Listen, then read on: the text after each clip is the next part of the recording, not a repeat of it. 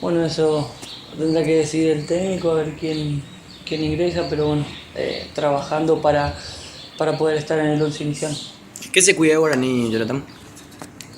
Sabemos el potencial ofensivo que tiene, sabemos la calidad de jugadores que tiene, eh, que también creo ellos van a querer seguir peleando arriba, entonces va a ser un partido difícil y duro para los dos. Se van a definir muchas cosas, Jonathan, digo, en este partido, ¿te parece? En el campeonato.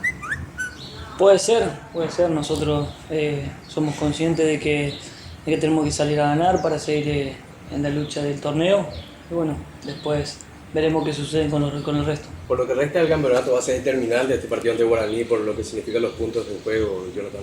Queda poco y tanto ellos como nosotros, si queremos seguir en la lucha, tenemos que ganar.